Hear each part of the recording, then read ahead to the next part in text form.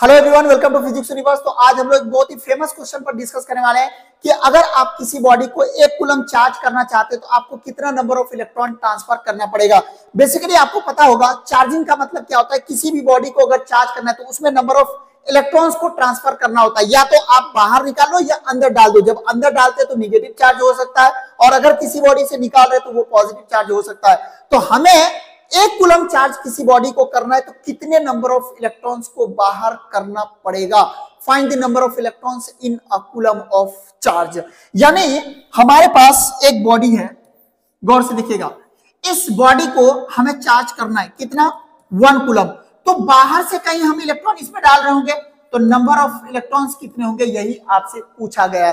तो आप इस क्वेश्चन को कैसे सॉल्व करोगे, तो आप इसको बड़े ही आसानी से सॉल्व कर सकते हो। अगर आपने क्वांटाइजेशन ऑफ चार्ज को पढ़ रखा है, क्वांटाइजेशन ऑफ चार्ज का क्या कहना था, अगर आप किसी बॉडी में इलेक्ट्रॉन का ट्रांसफर करते हैं, आदान प्रदान करते हैं, तो आप उसको हमेशा इंटीग्रल मल्टीपल ऑफ इलेक्ट्रॉन में करेंगे।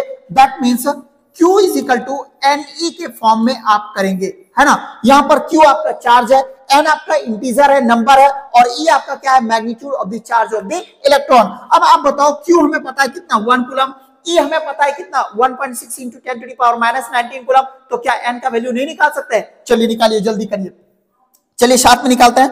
तो आप यहां से कह सकते हो sir N is equal to हम लोग लिखेंगे Q बाय E, और Q का मतलब कितना है भाई, 1 coulomb, and divided by E का value 1.6 into 10 to the power -19 coulomb.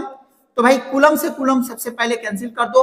अब हमारे पास क्या बचा, तो हम लिख सकते हैं N is equal to 1 by 1.6 into 10 to the power, जो नीचे पावर में है 10 टू द पावर -19, उसको ऊपर भेज देते हैं तो वो कितना हो जाएगा, 10 टू द पावर +19। आपको पता है कि डिनोमिनेटर में अगर पावर में निगेटिव है तो ऊपर जाएगा तो पॉजिटिव हो जाएगा, अगर डिनोमिनेटर में पावर पॉजिटिव होता तो ऊपर जाता तो निगेटिव हो जाता, वो पावर का जो साइन है वो बदल जाता है। इस बात को ध्यान में रखिएगा।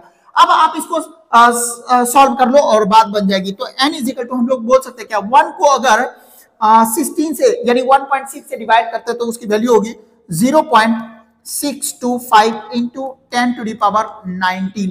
ओके, हम चाहे तो इसको ऐसे लिख सकते हैं कि sir n is equal to 6.25 into 10 to the power 18। इतना नंबर ऑफ इलेक्ट्रॉन्स अगर आप किसी बॉडी में ट्रांसफर कर देते हैं तो उस बॉडी में 1 कूलम चार्ज हो जाएगा। इस नंबर को आप फील कर पा रहे हैं? मैं थोड़ा सा और इसको दूसरे तरीके से दिखला रहा हूं, गौर से देखिएगा।